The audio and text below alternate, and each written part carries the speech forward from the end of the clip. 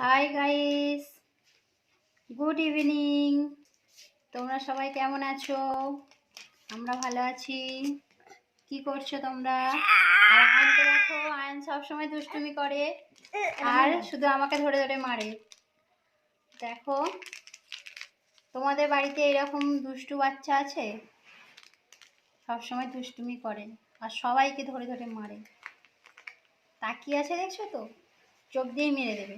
হ্যাঁ, ব্যাস, বলতে না বলতেই মেরে দিল ওর দাদাকে।